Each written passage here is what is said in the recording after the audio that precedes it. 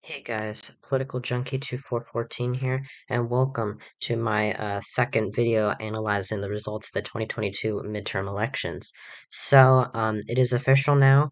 NBC News and pretty much every single news outlet has projected that the Democratic Party has retained control of the United States Senate. They have won 50 seats as of right now, while the Republicans have won 49. The only seat left to call is Georgia, which will be heading to a runoff election on December 6th. And yeah, so Democrats have pretty much defied history and have retained control of the Senate in what was their slimmest possible majority, and in history. It was pretty much the closest elections it was it was pretty much the closest Senate majority since the 2000s, when the Senate was split 50-50 after George W. Bush won the presidency. And it was only the third time in US history that the Senate was evenly divided, which meant that the vice president would break the tie, and that gave Democrats the majority. I believe the other time was sometime in the 1800s. I can't give you the exact year, but anyways, this is huge, and it really shows how poorly the GOP did at fielding its own candidates, and how how poorly how much they screwed up, and what should have been an automatic pickup in the Senate. So I filled out a map of the oh, and by the way, before we start, make sure to like and subscribe the video and subscribe to the channel. Turn on notifications so you don't miss another one of my videos. Check out my non-political channel, Interactor127. Um, yeah, so now we will get into it. So I have filled in a map of the Senate majority as of right now. As you can see, the Democrats are at 50 seats, while Republicans are at 49. The only seat that I have not colored for either side is Georgia, is one of Georgia's Senate seats. This is Raphael Warnock's seat, which is going to be heading to a runoff. But I do expect Warnock to win, with since the Senate majority has already been decided. That will decrease Republican and Democratic turnout, which you can make an argument for Walker to win because of the lower turnout. But at the same time, Democrats and Republicans are still going to be fighting very hard for the seat. But at the end of the day, it will not, determine the majority. Even if Republicans say do win in Georgia, they would still lose the Senate majority. And if Democrats win it, that would just give them 51-49, which I do believe is the more likely outcome right now.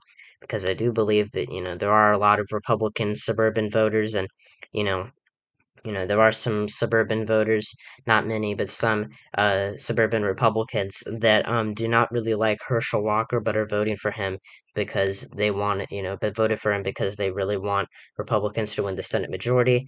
But since Georgia is not going to decide the Senate majority right now, it's just going to decide whether Democrats have 51 seats or 50 seats. I do believe that will help Raphael Warnock, and I also believe that Herschel Walker will continue to mess up, and he will say something that reveals another scandal of his. So I do believe Democrats will win 51 seats and Republicans will win 49, but I'm not going to make that call right now because I'm not going to fill it in right now because we still do not know. We still have not had the election take place, the runoff election. So as you can see, Democrats, since my last prediction, have won 2 seats. Arizona was called for them on Friday night. Mark Kelly was able to win with with a large batch of votes coming in from Maricopa County. It was pretty much 50-50, and so that didn't really. That was too much for Blake Masters to overcome, and he looks like he's on track to lose by about 6 points as of right now. Um, and I had this race as tilt blue. I, knew that Arizona's polls have historically underestimated Democratic support, but I also remembered that, Mark Kelly was massively underperformed his polls in 2020, so I pretty much went in the middle and I put Arizona's tilt blue, but it looks like it's going to go to Mark Kelly by at the very least, a lean margin, possibly even a likely margin. And what secured Democrats the Senate majority was last night, Catherine Cortez Masto was called the winner in the state of Nevada, defeating Republican Adam Laxalt. And this is something that I incorrectly predicted. In my final prediction, I, mistakenly said that John Ralston, or, I made a mistake and thought that John Ralston had said that, his final report was that Democrats had done, or had not been performing well with the early vote, but his final analysis of the early vote data, I didn't learn about that until after I made my prediction, in which he said that Democrats were on track to win in Nevada, at least in the Senate race, though Steve Sisolak did lose the governor's election. And so Democrats also, flipped Pennsylvania with John Fetterman, another state that I got wrong. These were so far the only two states that I have gotten wrong. I expected Dr. Oz to win. I had it as tilt Republican for, the majority of my predictions. I had it as lean Democratic, but at the end, but in my last couple of predictions, it looked like Oz was really surging and that Fetterman's health issues were really hurting him with a lot of voters. And so I moved it into Oz's column, but Fetterman has won by around 4 points. Significantly underperforming Josh Shapiro, but still a very impressive showing nonetheless. And so what's so significant about Democrats holding the Senate majority is not only that, um, you know, the status quo of midterms is that Democrats do, or is that the incumbent party, the incumbent president's party loses so many seats in Congress. They're almost always wave years. But it's also because Joe Biden is the most unpopular president since Harry Truman. If you go back and look at the other presidents before him, you can see that Donald Trump was more popular than Biden at this point, although barely, only by about a point. If you look back to 2010, if you look back to Barack Obama, you can see that in 2010 Obama was only disapproved of by, I believe it was five or so points, or yeah, it was like about two or around 5 points. And, look at the results in 2010. That was the last big red wave, although 2014 was a pretty big red wave. If you go back to 2008, you can see when Obama was first elected, Democrats swept the House, they swept the Senate, and, they easily won the presidency. But look at 2010 after Obamacare passed. Massive red wave. Republicans picked up 60 free seats across the country in the House and 7 seats in the Senate. It was an absolute blowout. And so when you see Joe Biden, disapproved of by double digits, more so than Donald Trump was at this point in his presidency, you would expect this to be one of the easiest years this to be the easiest year on record for the GOP. And for a while, it looked like it was, and with Barack Obama being, a lot more popular than Joe Biden, it really looked like that the House was a done deal, especially when you had a majority as razor thin as Democrats do currently in the House. They only control the House by about 5 seats. This was the 2020 election results, but it's a little bit different now because there've been some special elections and a couple of flips. And yet Democrats do look like they may even hold on to the House. To go back to if you go to the House projections, Jamie Herrera Butler's seat, the Washington's 3rd congressional district, has been called for Maria Perez, the Democrat, against Joe Kent. This is a seat that I had as likely Republican. I said in my final House prediction that I believe that this seat could ensure Democrats the House majority in the future, but I did not expect at all for it to flip blue this time around. And Democrats have also won the crucial seat of Colorado 8, where Yahara Caravo, I don't know exactly how to say that. But she has won this key congressional district. This is described by a lot of people as a bellwether district. One of the seats that was most likely to hand either party the House majority. And Democrats have won it. I had this seat as lean red. Lauren Boebert is on the verge of losing her House race, and Gabe Vasquez looks like he's going to win in New Mexico too. A lot of news sources, including most sources, including Wikipedia and The New York Times have called this for Gabe Vasquez, and Wikipedia has described it as a Democratic gain. I'm not exactly sure why NBC hasn't called it for Vasquez yet, but it does look like Yvette Harrell is going to lose her seat. Even David Schweikert in Arizona's first is in a very tight race. I have this race as a lean Republican, and Ann Kirkpatrick's seat in Arizona is looking like a dead heat. It's getting closer and closer as more results pour in, and so Democrats do look like they're on track to hold on to Arizona 6. If you go to some of these seats in California, we may not know results from here for a while, and that could keep us waiting on the House majority. But it does look like Democrats are in good shape to hold on to most of their seats, although it does look like they're going to lose California 27 and California 22, although I'm not exactly sure about 22.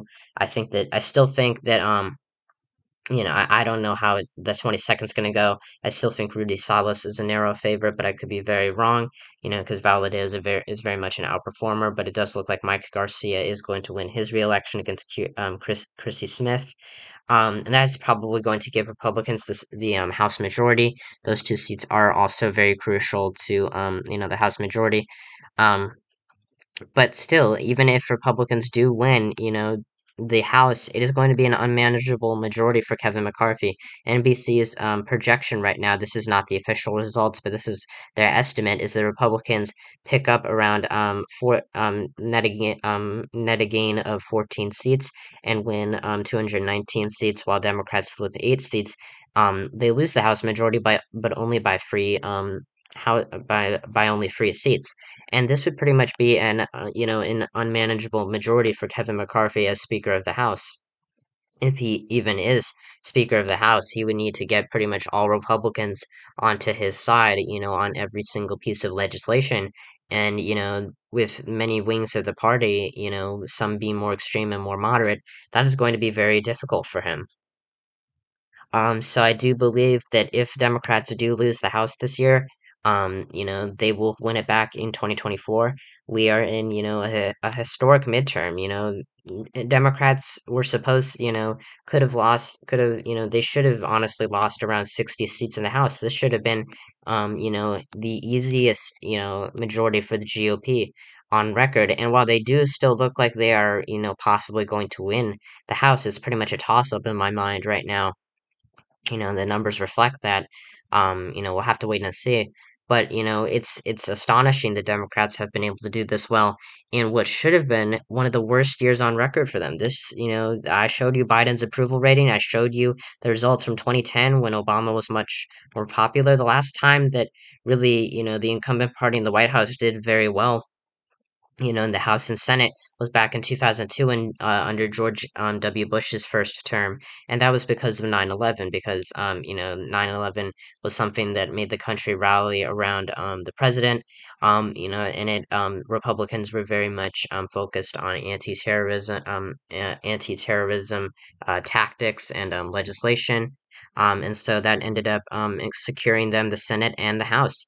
But since then, and well, also if you look back at 1998, the Senate still went to the Republicans, but this was Bill Clinton's second term. This is when the impeachment process was going on. If you go back to the House elections, you'll see the Democrats actually picked up seats. And, this is really what I would describe as 2022. Everyone expected 1998 to be a big red wave, and it ended up being pretty much a neutral year. And I think that we're going to see a similar situation here. I see a lot of similarities between these two. Seats, of course, between these 2 years, of course, Biden is not being impeached, at least not yet, by the Republicans, although I do think that's a possibility that he is impeached if they do get the House. But there are a lot of similarities here. There was a lot of hype about a big red wave.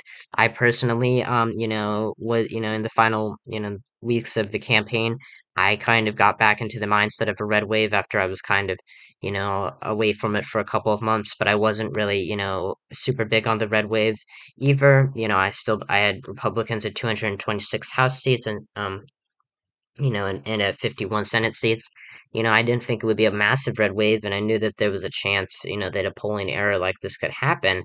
But, I did not expect it to be this big, and I did not expect Democrats to be winning seats like Ohio 13, North Carolina 13, and especially not holding on to Pennsylvania 7. This is a historic midterm for the Democrats. This is truly something that has boosted that will boost President Biden and help him, and does increase his chances at reelection.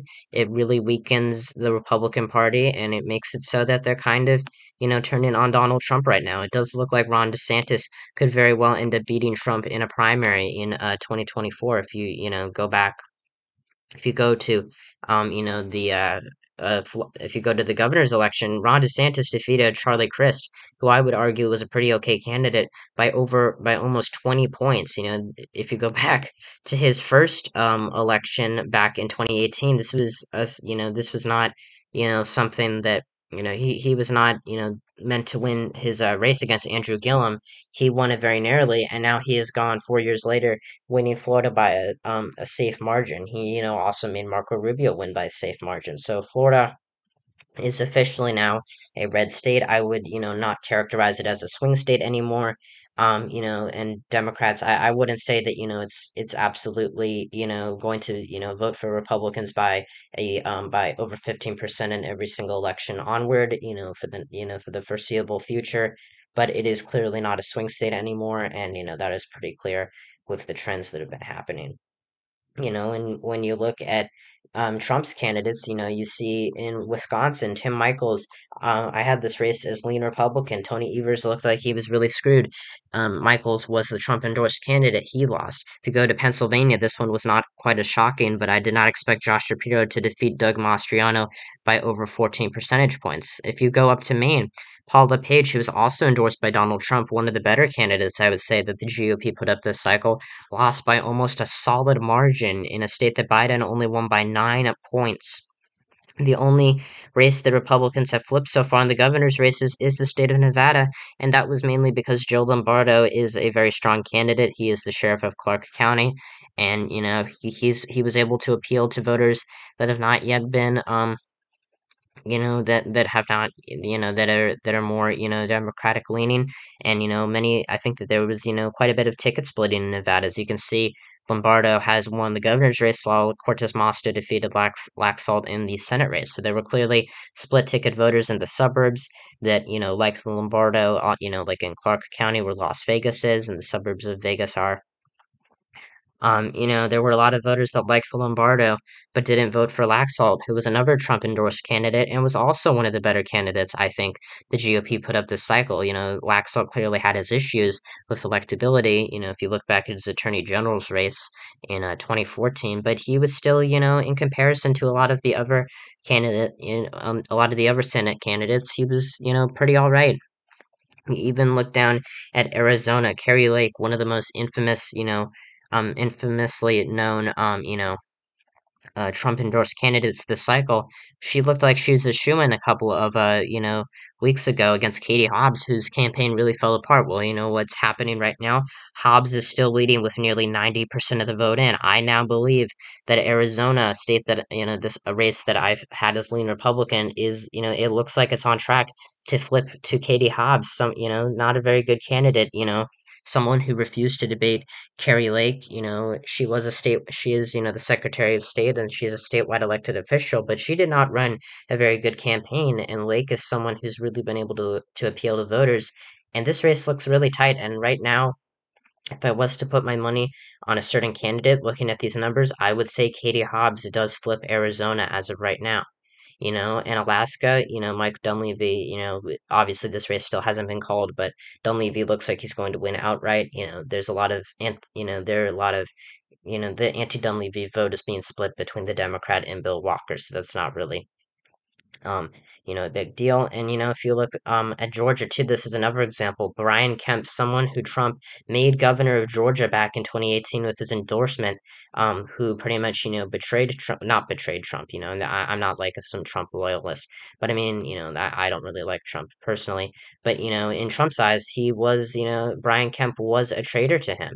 He was someone who he had boosted up and made governor of Georgia. He made him win that governor runoff against Casey Cagle, and Kemp turned on him and upheld the 2020 election results. And he easily defeated David Perdue in that primary, and guess what? He defeated Stacey Abrams by almost 8 percentage points. Georgia was a likely Republican state, even as it is trended super red. So you can see a pattern here.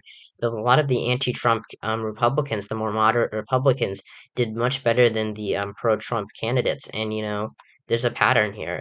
Since 2018, Trump's candidates have been Trump has really brought down the Republican Party. He was the first president who he was the first president to lose the House, the Senate, and the presidency all in just 4 years. You know, that is significant. That's not something that has really happened since the days of Herbert Hoover. And if you remember Herbert Hoover, he got, pretty much his ass kicked in 1932 against, Franklin Roosevelt. That was a landslide. And so, Republicans, I think, it's pretty clear to me, and I was thinking about this a couple of days ago, that Donald Trump is a one-trick pony. His method worked in 2016, it didn't work in 2018, it didn't work in 2020, and it screwed over Republicans' chances in this year, which should have been a cakewalk for them, honestly. So anyways, I'm going to stop rambling. I hope you guys enjoyed this video. I'll be waiting, for more election results to come in, and, I'll be making more videos as the weeks go on. I'll cover the Georgia runoff election, but we don't really have any polls for that race yet. But, I'm sure we'll get some eventually, and I will make a final prediction for the Georgia Senate runoff, eventually, probably in a couple of weeks right before it's held on December 6th. But anyways, thank you guys so much for watching this video. Make sure to like the video and subscribe to the channel if you did enjoy the video. Turn on notifications so you don't miss another one. Make sure to sorry, I am losing my mind. Check out my non-political channel, Interactor127, and my second channel, Political Junkie 2414. And I'll see you guys next time when I talk about all things politics. See ya.